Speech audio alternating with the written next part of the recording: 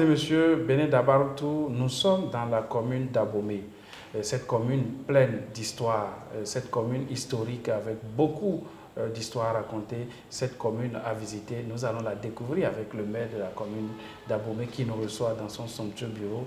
Monsieur le maire, merci de recevoir Dabarou. Merci beaucoup, merci monsieur le journaliste, c'est moi qui vous remercie de visiter notre chère commune. Je réponds au nom de Kossi Antoine Louis Djedou. Je suis le maire de la commune d'Abomey. Monsieur le maire, le groupe de presse Dabarou a entrepris une tournée nationale qui aujourd'hui est à Abomey. Abomey qui était une étape très importante pour nous parce qu'il fallait venir voir de visu ce qui se passe à Abomey. Alors, pour ceux-là qui ne connaissent pas encore Abomey, qui entendent parler d'Abomey, qu'est-ce que vous pouvez dire en termes de présentation de votre commune? Merci beaucoup. Abomey, c'est la cité des Ouégbadjavi. Ah oui. Et d'une superficie de 142 km² avec une population de plus de 106 000 habitants.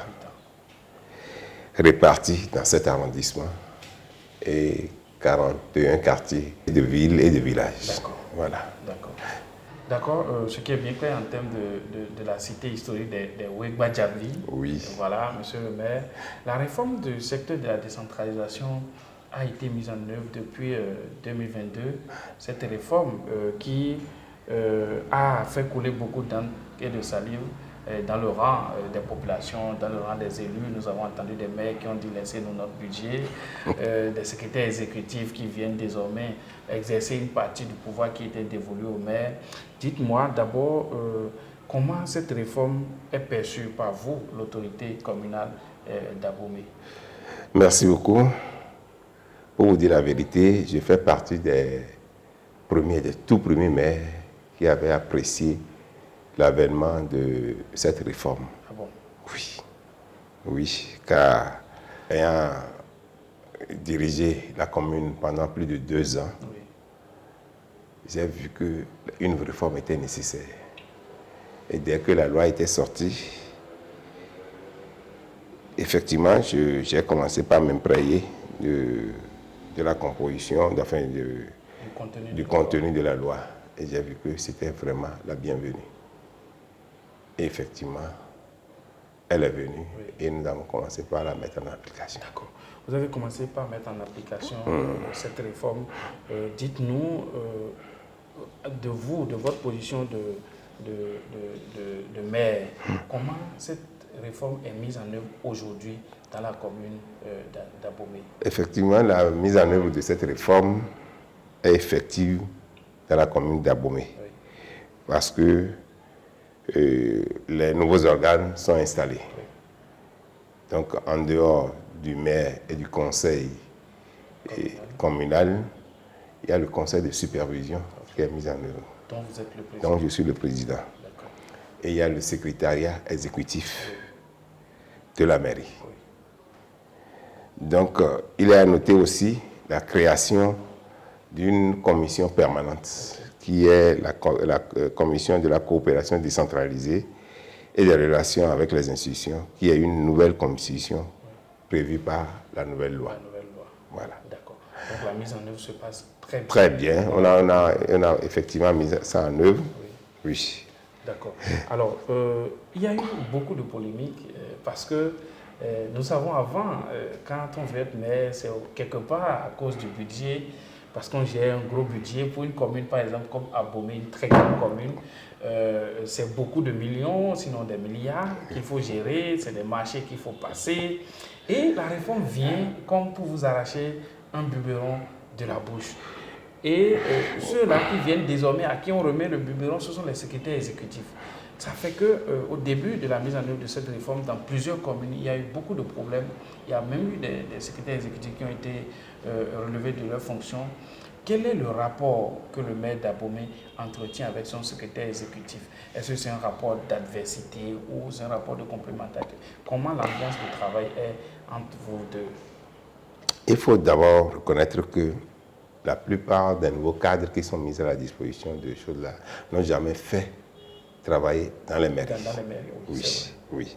Donc, pour en venir à votre question, oui, oui, il faudrait qu'on en revienne à votre question. Nous entretenons des relations strictement de travail. Okay. Dans l'unique souci de fournir des services publics de qualité à la population. C'est d'abord ça.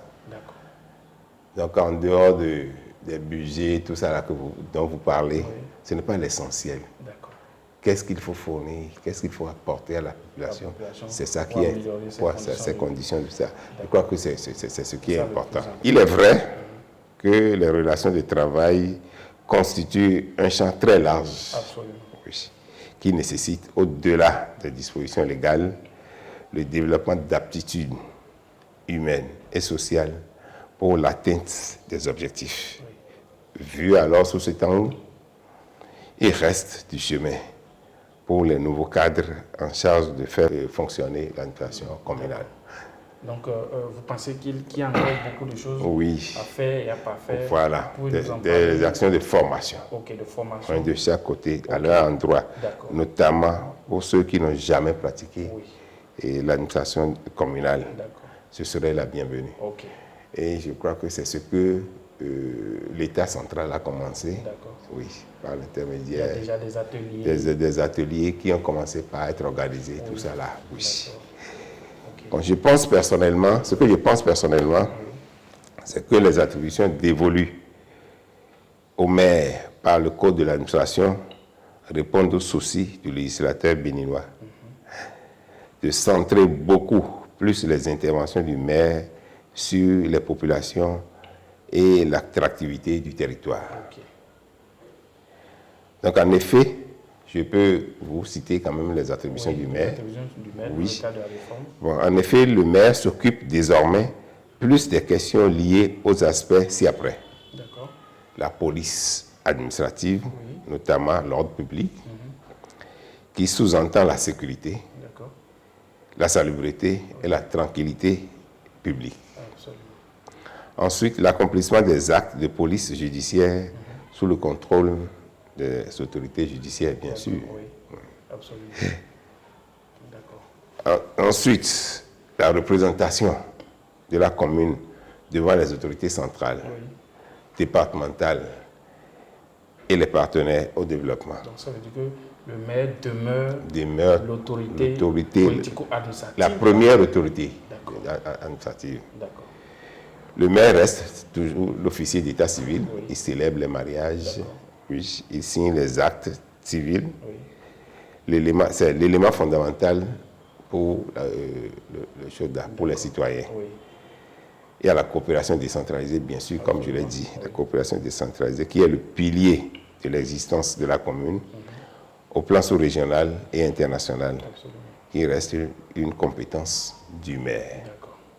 D'accord. Alors, à voir tout ce que vous avez cité comme attribut du maire, j'ai entendu dire que désormais les maires sont oisifs parce qu'ils ne font plus grand-chose, mais à entendre tout ce que ça veut dire que les maires continuent vraiment de travailler fort. Oui, vous conviendrez avec moi que contrairement aux interprétations erronées, moi je dirais erronées, diffusées dans l'opinion publique, le maire reste et demeure le métronome de la gestion communale. Absolument.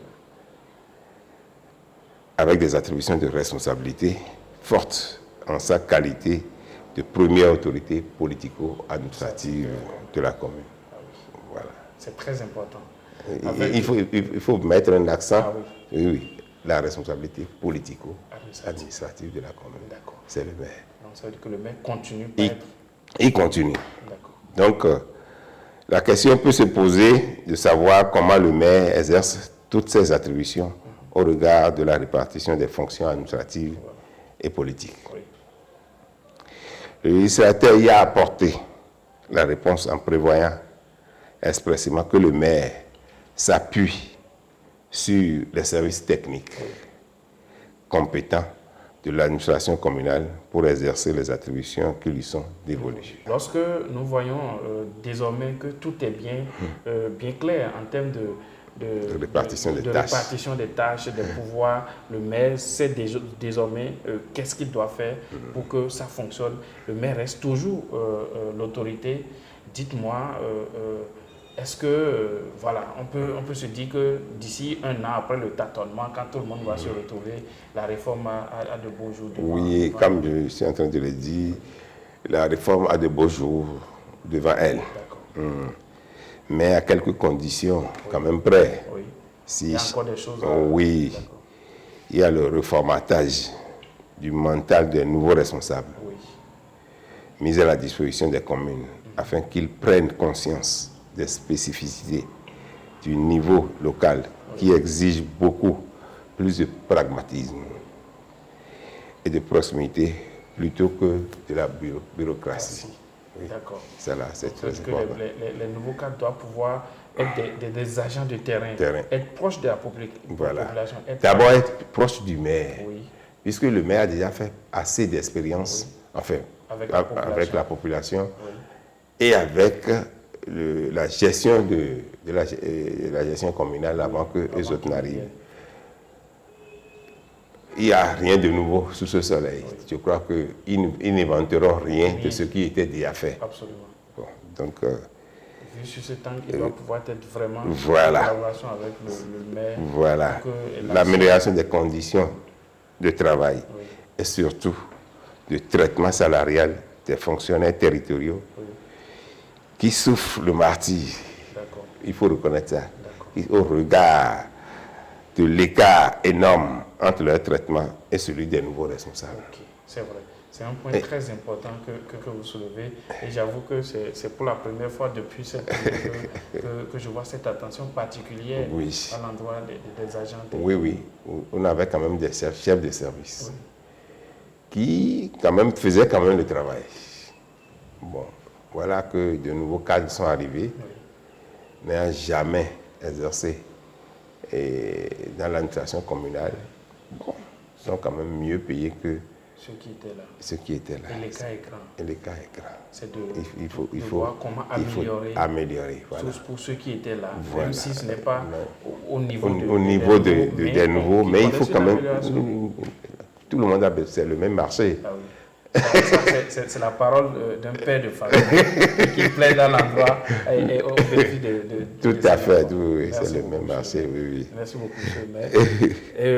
Nous sommes malheureusement, nous tendons vers la fin de notre entretien.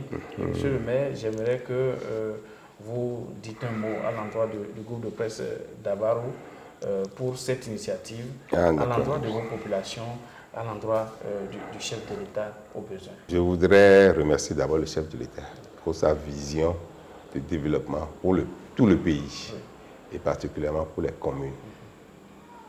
À l'endroit de mes populations, je voudrais les féliciter pour leur contribution aux actions de développement de la ville d'Abomey. Et je voudrais leur dire que le conseil communal et moi-même œuvrons au quotidien pour l'amélioration du cadre de vie et des conditions d'existence à Abomey à travers la résolution de leurs problèmes que nous connaissons à suffisance. Pour l'année 2023, de nombreux projets impactants ont été pensés et budgétisés pour être mis en œuvre en réponse aux défis de notre ville. Envers votre groupe de presse,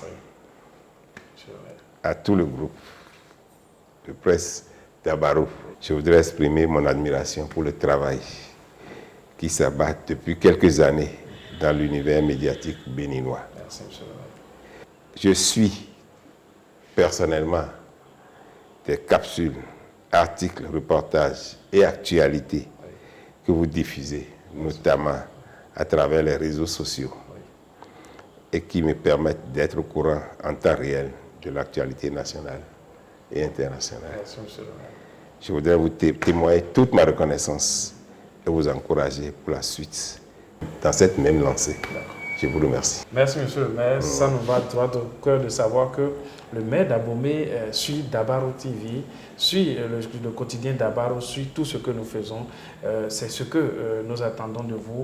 Et monsieur le maire, il faut que je le dise, cette démarche, en plus de vouloir faire la visibilité sur les communes, de donner une opportunité aux maires d'intervenir par rapport à cette réforme, vient comme un appel de pied. Nous venons à travers cette démarche dire que le groupe de presse Dabaro est désormais disponible et prêt à vous accompagner dans vos actions. Merci. Nous avons vu à travers la vie tout ce que vous faites comme action, les actions de développement. Nous apprenons depuis nos rédactions ce qui se fait. Nous savons que ça bouge à Abomey et nous voulons apporter notre pierre pour la construction de la ville d'Abomey et nous venons pour dire, monsieur le maire, voilà notre main tendue, acceptez pour que nous puissions vous accompagner dans le sens de la visibilité. Mesdames et messieurs, vous avez compris, nous étions avec le maire de la commune d'Abomey.